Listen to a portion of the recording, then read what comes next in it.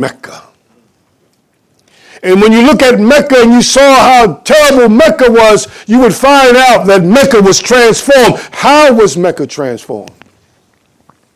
They used the same Quran that you have in your possession. The same one that we sometimes neglect, that we keep closed, that we don't open much. And we're still trying to find the answer to why things are the way they are. Open the Quran and you'll see. Allah subhanahu wa ta'ala has a very special message there. One that is user-friendly, one that will guarantee you success, provided you believe in it. In Surah Al-Kahf, Allah tells us, based on the recommendation of Muhammad sallallahu alaihi wasallam, who said that you should read it every Friday. What makes this chapter so special that the Prophet, the Messenger of Allah, who revealed his book to him, who didn't create this book himself, and we're using common sense when we talk, dear brothers and sisters, so we want to make sure that we include common sense, because we're living in a time now where common sense is not in our conversations. Sometimes you got to get him on the line, get him in here, and you got to stop the discussion and say, well, hold on, let's call somebody else into this discussion. That someone else is common sense. Common sense would tell us that the Prophet ﷺ, who received the book at a time that it was much needed, in a place that it was much needed, that he didn't create the book, Allah gave him the book, but he also said to him that he was going to protect it from any iwaj, from any crookedness, any corruption, any inconsistencies. Muhammad was told this, Allah ordered this. And Allah subhanahu wa ta'ala, without doubt, has proven this throughout time. He's proven this throughout time, that the Quran remains a book that has not been corrupted. Now here goes the other common sense piece, if you follow the logic. If you really put the Quran in you, just like the book that was revealed to the Prophet ﷺ, who has no crookedness in it, then you, in turn, would have no crookedness in you, if you really put the Quran in you. May Allah help us. To that we say Ameen. So today, dear brothers and sisters, we want to talk a little bit about the excellence of the legacy transferable. What do I mean by that? What is he talking about, man? What is brother talking about, man? You coming up here with this stuff. What are you talking about, man? Well, there's a legacy that is before us. In the Quran, Allah talks about the inheritors, the warithun. And he said, these are they who are the inheritors, who will inherit paradise, for which they will remain therein forever. But there are some things that the people do in order for them to get this prize, to get this blessing, right? So common sense would tell you that in order for me to get that, I can read that and want to be there, but in order for me to get that, I got to do what the verse is saying. So Allah leads off this verse by saying, Qad aflaha mu'minun. Successful indeed are the believers. And then Allah gives you all the things that the believers are supposed to be doing. And then at the end of that, he tells you what the reward is for the believers. And all of this is not heavy on the mind. This is real easy stuff. This is not for somebody that has to have this great intellect for them to see that Allah is giving you, putting one together, walking us through it, telling us that successful indeed are the believers, telling us what the reward is first. Then he tells us how to get that. It don't get no better than that. We're talking about the Lord of all the worlds, who knows and we don't know. So he knows how to address us, get our attention, right? Tell us the big thing first, get our eyes open. That's what he does. When he tells us, kuntum khayra ummatin ukhrija linnas, he's telling us something about ourselves. He's giving us an esteem booster. He's telling us, you're the best people, man. You don't got to accept that. And why should you believe that? Because Allah said it. That's why. Wasn't my cousin that told me, or some brother told me on the train? Somebody, said this on the news. I seen it on CNN. No, Allah said it. The one who knows everything. Another common sense piece. Allah knows everything. So why am I listening to what they're saying on CNN? Allah already told me. I want some news. Flick those channels in the Quran. 113 of them. There's some news in there. You want some history? You want some facts? You want some psychology? You want some reason? You want to talk about business? All of that is in the Quran. You want the news? And you ain't got to pay for it like you pay for cable. But it's in there. So we talk about this legacy transferable. The term warith means inheritor. He inherited. Waratha. Warith, inheritor, one who inherits, right? The term waratha is the root word for this term. Real quick stuff. Waratha is also the same root that the word mirath comes from. Mirath is a term that's associated with inheritance. Waratha, warith, mirath. Mirath means inheritance. Inheritance is something that's left to someone from someone who has passed on, and as a means to assist them in their current life, right? So when they say someone who's getting them an inheritance, they always look at that person's inheritance afterwards, right? They say, man, that brother's dad will really be proud of him. Look what he did to that house, right? He would be considered someone who made good on his inheritance. But then you get the people that say, man, they would be turning over in their grave, look at what he did to that house. Look what he did. They don't even do the lawn no more. The gates are not up no more. The lights ain't on. There ain't no heat in there, right? Everything's falling apart. There's a hole in the roof. Look what they did to that house. They would consider someone who squandered the inheritance. But from the same root of mirath, where the word mirath and warith is waratha, we have the term wiratha. Wiratha is a term that's associated with legacy. All of this is in that same word, warith, where you have inheritance, inheritor, and then you have legacy. Legacy. Now, many of us may not think about it this way, but the Quran is a book about which legacies are made. If you look at the life of Muhammad sallallahu alaihi wasallam, you see a legacy of him. If you look at all of his companions, they were associated with the Quran. Each of them had a legacy. When you hear the name Abu Bakr, you think about a legacy. You think about not only what he did with Muhammad sallallahu alaihi wasallam, but what he did separately. What he did in addition to that. His contribution in addition to Muhammad sallallahu alaihi wasallam. He made a contribution. He was a young man starting out with Muhammad sallallahu alaihi wasallam. That was his friend, lifetime friend. But he was known for so much more. After the demise of the Prophet sallallahu alaihi wasallam, he continued to take it a step further. When you hear the name Umar, may Allah be pleased with him, you hear this name and you think about a legacy. You think about not just Ummah in Mecca, you think about the Ummah in Medina, but not just the Ummah in Medina, you think about the Ummah that was the Caliph. Not just the Ummah that was the Caliph, you think about Ummah as the statesman. You think about Ummah as the judge, Ummah as the honest person, Ummah as one who fought for the rights of people. You think about him that way. That was his legacy. And then you say, well, he was one of the followers of Muhammad sallallahu alaihi wasallam. Look at how he was taught. And then when you see his life, you see that his life he was a normal guy. Ummah was an open book. Ummah wasn't he wasn't like Abu Bakr, he wasn't like Ali. Ummah was Ummah and they let him be Ummah. So why is it in this day and time, we as Muslims, we don't want to let our brothers and sisters be who they are? Why is it all right for an African American brother to be anybody else, but he can't be who he is? Why is that?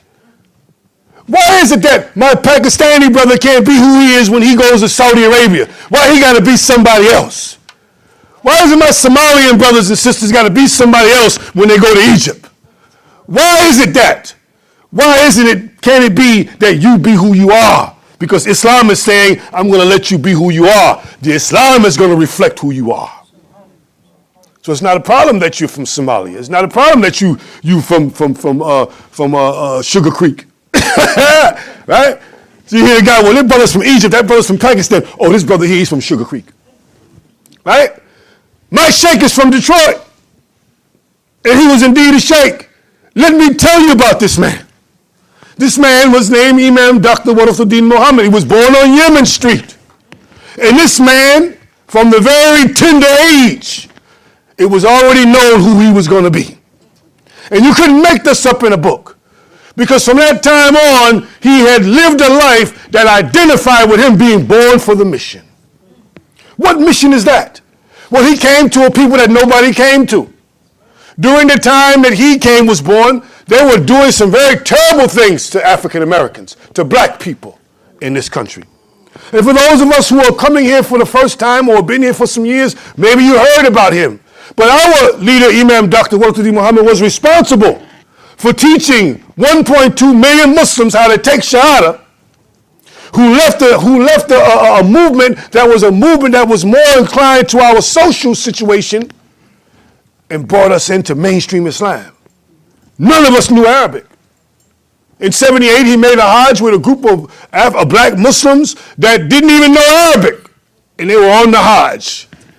La baika huwa la baik, la sharika lak, and we were there.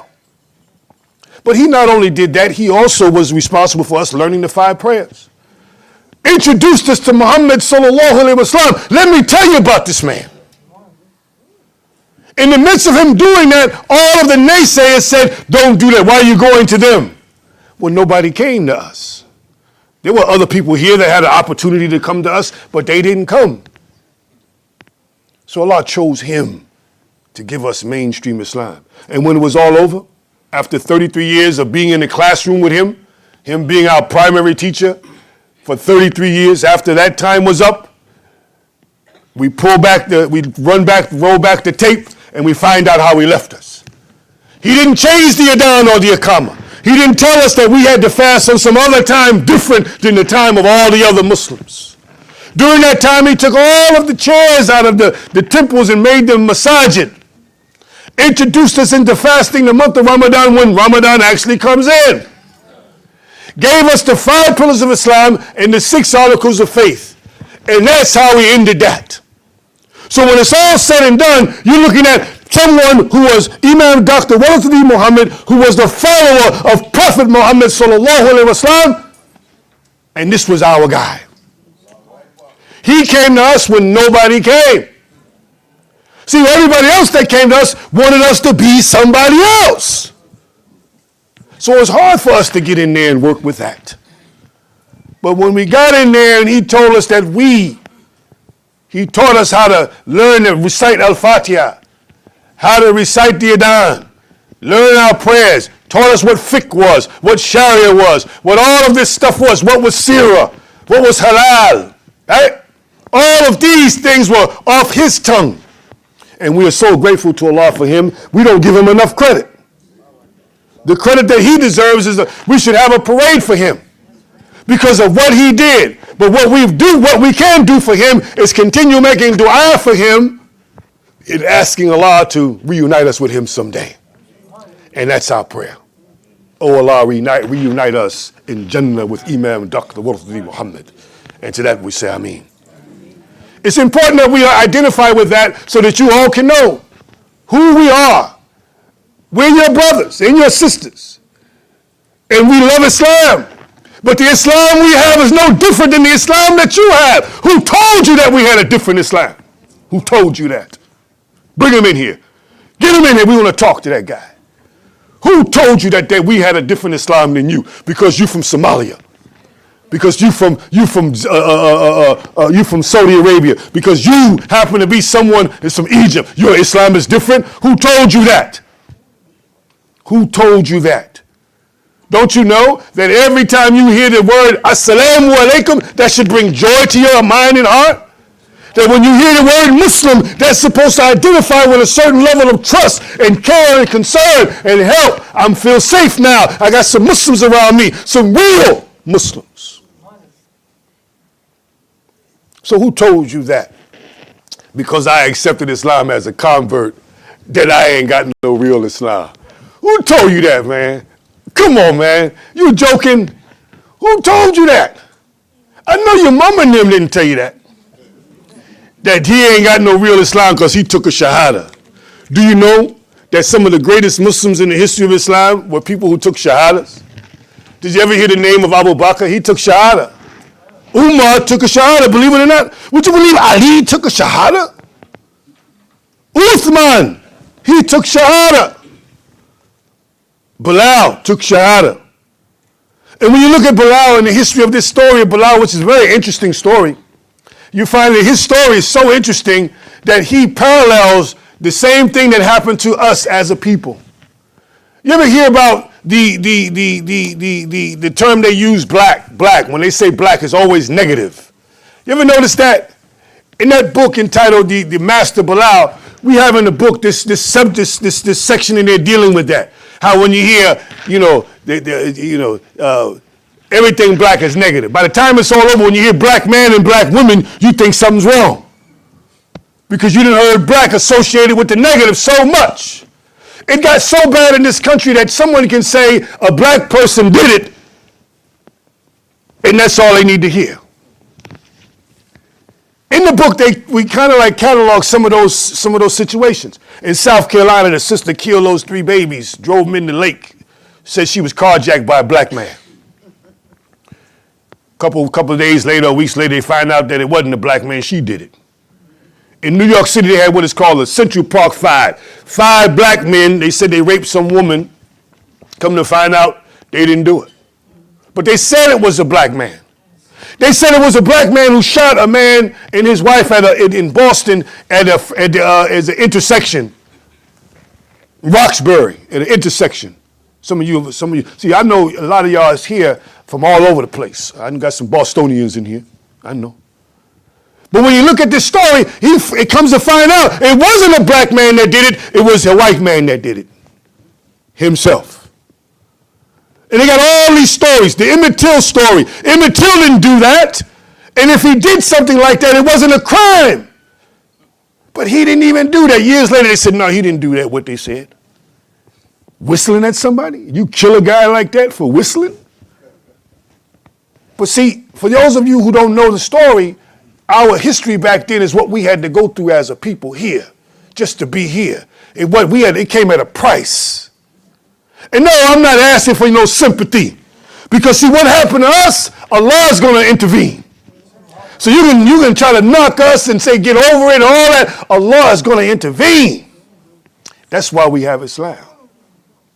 See, because the same Islam was the Islam that came with us here in the Middle Passages. Some of us was for the Fulani, the Shona, the Hausa. Many of us was Mandinka. Many of us who came on those shores, our ancestors, they said, La ilaha illallah. And for those years that we didn't have it, Allah was holding that time for us to get it back. And when we got it back, for us in 1975, for us in 75, that was the greatest thing that happened to us. Allah was giving us something back that had been taken for us for such a long time. And when he gave it back to us, leadership, he said this house, and he talked about the mindset of the people, but the house was talking about the state of Islam.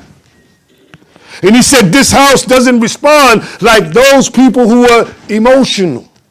He said that when the winds of emotion come, it doesn't even shake the blinds on the window. And that was the intellect of the Muslim. He was walking us into what Islam is about. Hold fast by the rope of the law, all ye together, and do not under no circumstances become divided. See, he was saying that in that statement that he was making. He was saying that surely Allah loves those who stand in his cause, who fight in his way as if they were solid cement and structure. That's what he was saying when he said, this house. That when the winds of emotion come, it doesn't even shake the blinds on the window. See, he was saying that along with the idea being presented that if one part of the body hurts, the whole body hurts. This is what he was saying when he said this house. I don't know if you was listening, man.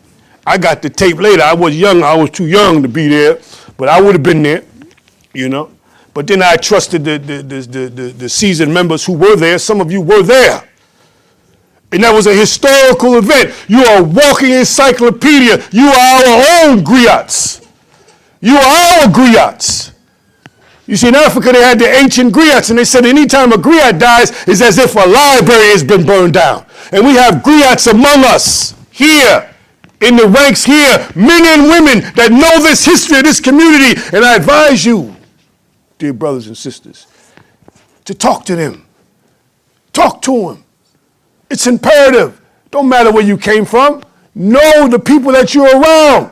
Know their surroundings. If I went to Pakistan, I would love to know the history of Maududi and all of those people that were there in the struggles. I would love to know that. So why isn't it that we don't want to know the history of Imam Murtadi Muhammad, the Nation of Islam, and all of those other things? You can't tell me that it's all right for me not to include the Nation of Islam when that's part of my history. How would you feel if I said, brother, you have to eliminate your Pakistani background? Eliminate your Pakistani background and we will love you here in America. Eliminate your Saudi background, your Yemen background, and we love you here. Just eliminate that. How would you feel? Well, that's how I feel when you tell me we should not say anything to the credit of the Honorable Elijah Muhammad.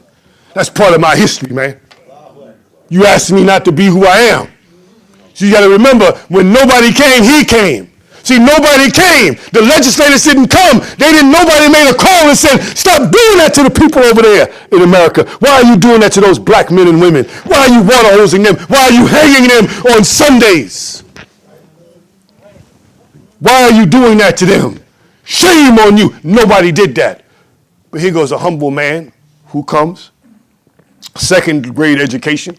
So much for all these people talking about he ain't a sheikh, right? See, it's not about you having education. You didn't need it. He didn't need all that to do what he did. He didn't need all that. Who told you he needed all of that? There were PhDs and all kind of big brain people that were here during the time, and they didn't lift a finger when they were firebombing us and doing all this other kind of stuff to our people. So don't tell me to forget that. Nah, man. Were you worried about when the rabbit gets the gun? Is that what you worried about? See, we got past that already because we had got a sober leader that came in and told us how to manage.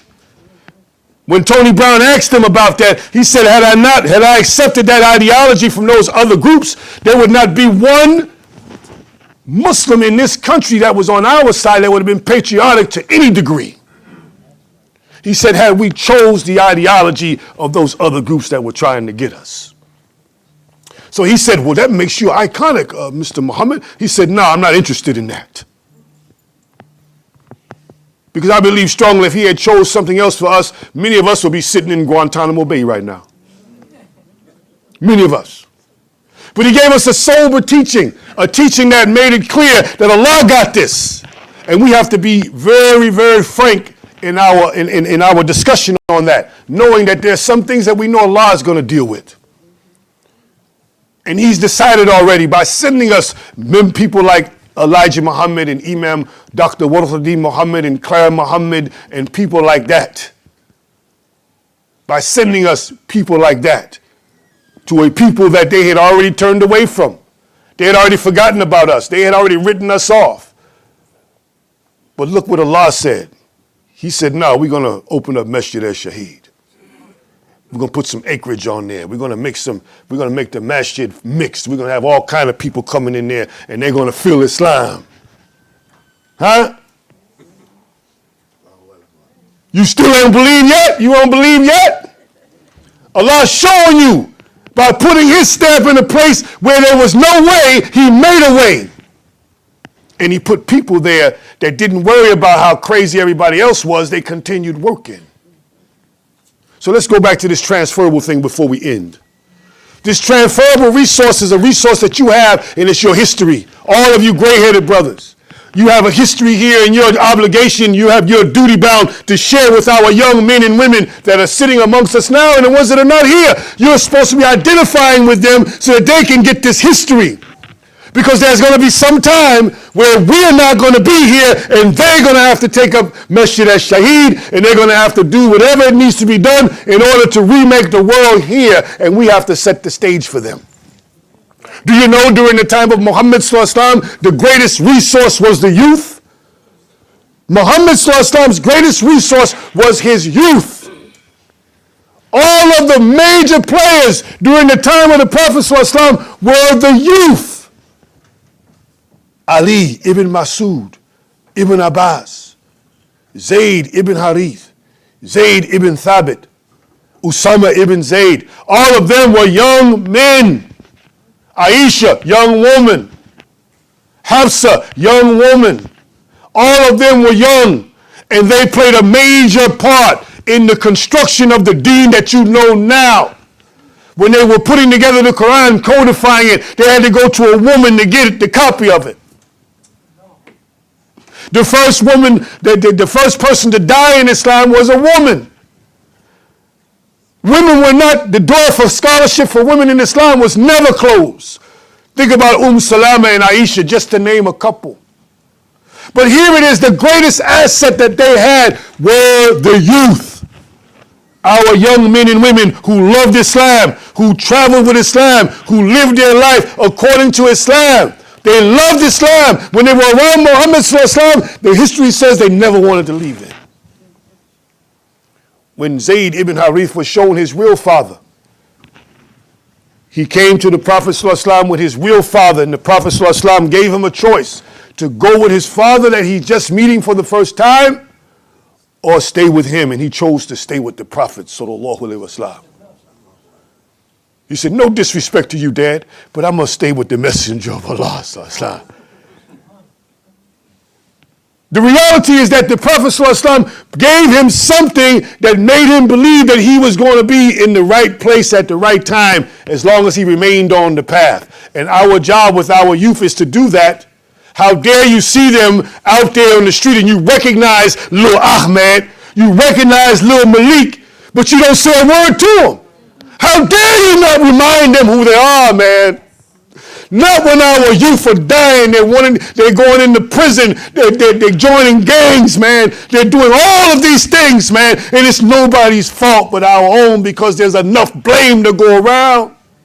When you don't remind him that his name is Muhammad in front of his buddies, Assalamu alaikum, Muhammad, how you doing, man? Where you been? And his buddies are saying, who's that, man? Who's the old dude you talking to, man? And Muhammad says, no, man, this is one of the brothers from the Masjid. As opposed to him feeling ashamed. But what happens when you don't say nothing to Muhammad, little Muhammad, and Muhammad sees you and you see him, and you make eye contact and no one says salam? Muhammad continues doing what he wants to do now, because he says in the back of his mind, them jokers don't care about me. He's going to go hang out with his buddies now. So how dare you worry about the future of Islam and you don't take it upon yourself to give it to these young people. Common sense again. We brought him into the conversation. I had to go get him again. Get him on the line. How dare you, with our youth, who are the most prized possession of Muhammad sallallahu alaihi wasallam during his time, they were responsible for Mecca being flipped over. They were responsible for the transition of the entire East. They were travelers, they were merchants, they were warriors, they were people who studied their religion. Our youth, many of you who were in the Nation of Islam, you weren't in the Nation of Islam at 70. You weren't 60 when you were in the Nation of Islam. You were in your 20s, some of you were in your teens. So don't tell me nothing about what I'm saying is off. You gave your life, man. You gave your youth for this mission. You know what I'm talking about. When I came into the fold of Islam, I was attracted to the seasoned members. They used to always encourage me, and they would stop me in the street. Where you going? Where you been? You ain't been to the Masjid. I only missed one class. But they gave me this idea that I was valuable. And without them telling me, I'm at the Masjid. Nothing else, nothing big happening, man. Go downstairs, get a bean pie, Salam restaurant, get a bean pie, have them warm it up, put a little ice cream on that, you know. Time for Salat, go back upstairs, run into another senior. They say, you got some money on you, boy? I say, yeah, I got a little something. Well, here goes $5. These are things that stuck with me. So now when I'm on the street and I see a young guy, I know he's a Muslim in the masjid, I go up to him myself. Assalamu alaikum, how you doing, man? Who's your buddy? Oh, that's just my friend. What y'all doing out here? Oh, we just hanging out. We going to the mall. I said, be careful, man. Remember, you the leader. Remember, you the leader. And that's what we're supposed to tell our youth. Let them know that they are not. It's non-negotiable. You can't lead me. If we go anywhere, it's because I said we going somewhere. Not because I'm going with you. I'm Muslim, that's why. Didn't I tell you before? That's the attitude that they're supposed to have. And we're supposed to guide them throughout all of that. Even when they make a mistake, you let them come on in here, man. Ain't no big deal. You going through that? Man, don't worry about that. This is what happened, man. You'll get over that. You'll get over that. Just you making your salat, you praying, and they love that. And before you know it, they're knocking on the door at the masjid. Happened to me all the time. Young guy got suspended from school, live across the street from the masjid. Assalamu alaikum, what you doing out here, man? Oh, well, they said I did something at school. I said, well, come to the masjid. He comes over to the masjid. Nah, I can't get rid of the guy. I'm leaving this Isha. I just finished praying Isha. I'm leaving out of the masjid. Somebody ring the bell. I come downstairs. It's him. What you doing, man? Oh, I just came to see if you wanted me to do something. Whoa! That's what we're talking about. So then he doubled up. Now he's got his brother with him now. Right? So now it's 2 of them. Before you know it, it'll be 10 of them. This is how it works. And you give him the access to it. You say, here, man, when I first became the Imam at the Masjid in the Bronx, I gave the keys to a young guy. I said, here, man, take the keys. He didn't want to take the keys. He said, no, this is too much, man. This is too much. I said, man, go and hold on the keys, man. Take the keys, man. When I first came to Masjid Shaheed, my father gave me the keys. He gave me the key. Here, man, take the keys, man. Boy, I was take the keys. But I realized what he was doing. He was telling me something. He was telling me, man, he identified with something, and maybe there's a good chance you might be all right, brother. You might be all right. You might be all right. Still, the jury's still out, but you might be all right. But to have someone put that trust in me at that period of time is telling me something. That's telling me this is where I'm supposed to be. If I left here, where am I going to go? And our youth should feel like that. If I left Islam, where am I going to go? There's no other place that can fit for me but the place that Islam has for me. Where am I going to go? So for all our youth that are here, we love you so much. We want to hang on to you. And don't feel like you can't ask no questions. Ask all the questions you want. In fact, make us get tired of seeing you. Your place is here, man. Your place is here. You bring joy to our hearts with your questions, with your smile on your face. Even when you showing out, we wouldn't want to have you show out anywhere but here. I'd rather you show out here than be showing out somewhere with Mr. Charlie and them, and they got you on some medication or something. Or we got to go to court to try to get you back. Or we got to go visit you in the jail. So I'd rather you do it here. May Allah help us. To that we say Ameen. Assalamu alaikum.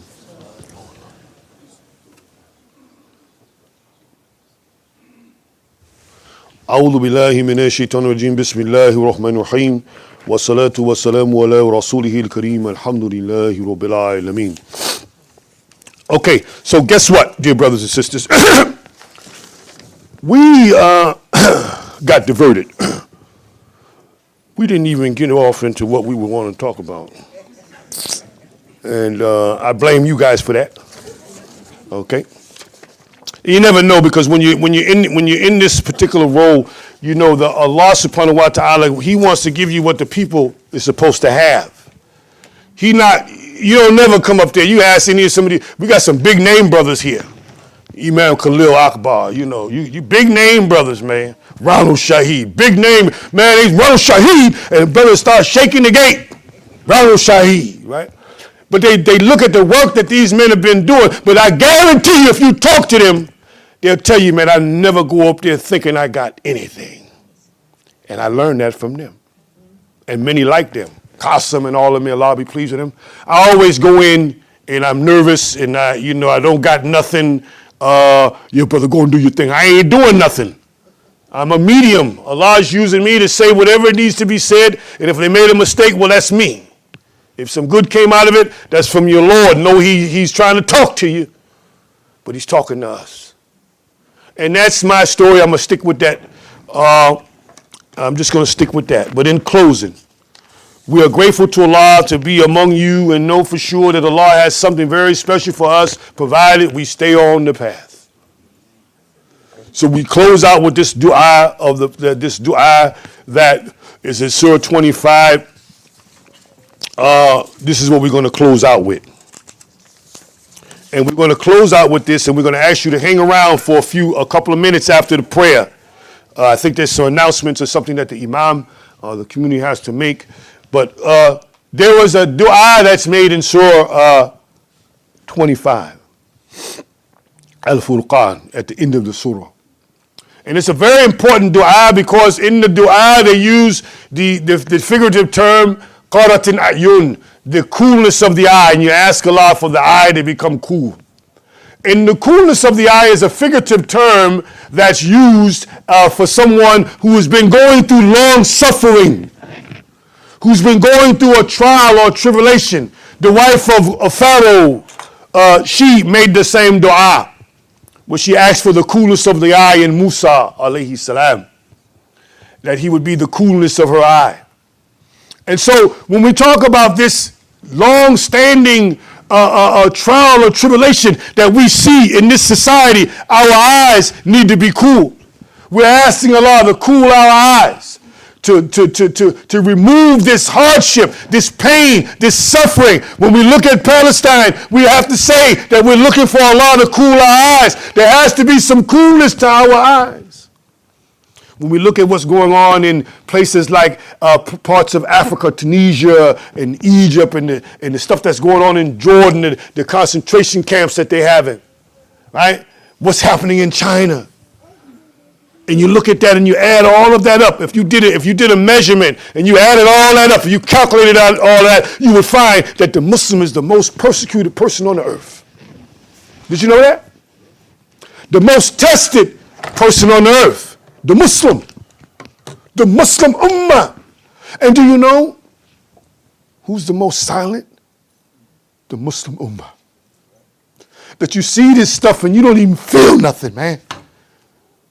You don't even feel nothing, man. How can one country where the people are dying of starvation in one side of the country and on the other side they're dying of obesity? How does that happen in a Muslim country where the Muslims are killing each other and the adhan is called for Maghrib and both groups are going to make Maghrib? Oh, you got to be joking with me, right? We're living in that time, dear brothers and sisters, so we have to take this very seriously. Imam Muhammad, may Allah be pleased with him, the man I told you about, I tried to tell you about, there's a whole lot more. But you need to learn about that man. And he said that our mission was to counter the needless waste of human and material resources. That's our mission. Stop wasting each other, man. Stop wasting that brother's time. Don't waste that sister's time, man. Stop wasting each other. Stop wasting the good name of Islam. Stop wasting the resources Allah gives you and you turn around and you throw it away and do something else with it. Stop wasting that knowledge Allah gave you, man. Stop wasting that beautiful spirit. Don't waste the masjid, man. Don't waste it. Counter that. Counter that by transferring that information that you have concerning Muhammad, sallallahu alaihi wasallam, concerning our youth, concerning the Quran, concerning the Sunnah. Transfer that. Give it to our youth, man, and make them happy in receiving it. Don't make it all hard on them. Sit down, shut up, don't move, get out of here. No. Have your fun, man. Be 12.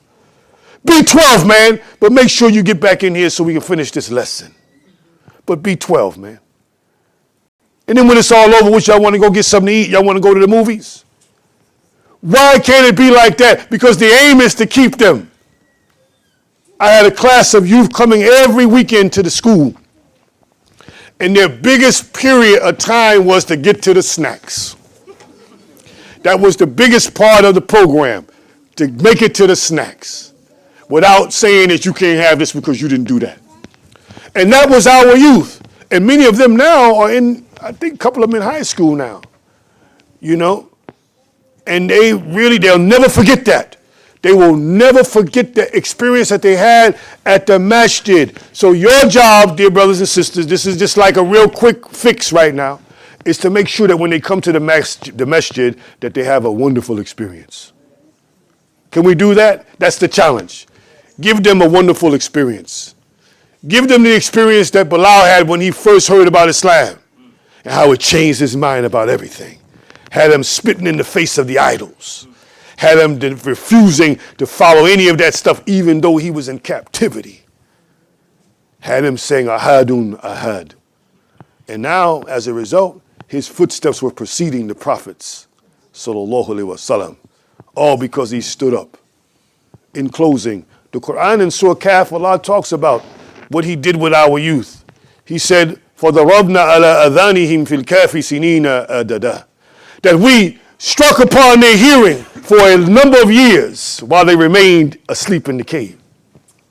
And you look at this science that's devoted to this ayah, you see that there's a parallel to the science. The science is, Allah is telling us that he covered their hearing. He blocked their hearing. When you're asleep, everything else is dead except your hearing. Did you know that? That's why you have an alarm clock. But everything else is dead. Everything else is dead. All your senses are shut down. Everything is down except your hearing. But Allah says we covered their hearing so they couldn't hear anything. So I'm saying to you, dear brothers and sisters, don't allow what's being put in our kids' ears to put them to sleep. Strike a hear the beauty of the Quran, the beauty of the life of Muhammad sallallahu alaihi wasallam, the beauty of the Sunnah, the beauty of Islamic brotherhood. Let them hear that. Let them see that. Let them see that, okay, it's strict in some ways, you can be strict, but there are other ways that you don't have to be strict, man. You want to hold on to them because it's about a legacy, it's about a history. It's about how to transfer it. And we can't transfer it like that. We're failing miserably because we can't find our youth. But they tell you where they're at. I work in the prisons too. And when I go in there, there's 100 Muslims in the musalla. What are you guys doing in here, man? There was nothing at the masjid. Oh, I'll join the gang. Oh, I stopped praying first. Oh, I couldn't get any money, so these guys helped me. None of them are new shahadas. They were all born into Islam, most of them. And then some of them decided to accept Islam there. But these are young Muslims, nonetheless. Or sometimes they visit me at the janazah table, where some young man is sitting, laying there, and he got himself jammed up in the street. And he's got all kinds of bruises and stab marks and gunshots and all this stuff. And he sees me through that process. Young man, Muslim all his life. How did he die like this? Because nobody thought for a second to stop him in the street and say, Assalamu alaikum. Do you remember me from the masjid, man? Reminding him who he is. And we have to remind each other who we are. Some people think that when you see me on the street and I'm doing my thing, I have my hat turned to the side, and somebody say, Assalamu alaikum, I straighten up. Right? But that's what it's supposed to do. That's what it's supposed to do. All of a sudden you see me in the street, I'm offended that you said Assalamu alaikum. How dare him say Assalamu alaikum to me? Who does he think he is? Right? Approaching me in the street, reminding me I'm Muslim. But you're supposed to remind each other. Doesn't matter where you come from, we're supposed to remind each other. My wife gives me a problem sometimes. She's getting used to it now. She wonders why when I see Muslims in the street, it could be across the street. Assalamu alaikum. Ask her, she'll tell you. She used to say when we first got married, why you always saying Assalamu alaikum to people? So you're supposed to let people know that you're there. You never know when they need you. You never know when somebody's plotting on them. Somebody could be looking at their sister the wrong way, and here it is, I say, Assalamu alaikum, and all of a sudden his mind changes. His mind changes, and so on. So this is the gifts that Allah gives us in order for us to bring each other up. Remember, if nothing else from today's khutbah, is that your job is to lift each other up. May Allah help us to that. We say Ameen. ربنا آتنا في الدنيا حسنة وفي الآخرة حسنة وقنا عذاب النار. يا أرحم الراحمين يا أرحم الراحمين يا أرحم الراحمين. اللهم نور العقل الكبور من المسلمين كبورهم واغفر ليحياه ويسرهم امورهم. اللهم ربنا هب لنا من ازواجنا وذرياتنا قرة اعين واجعلنا للمتقين اماما. اللهم صل على محمد والمرسلين. الحمد لله رب العالمين. اقيموا الصلاة.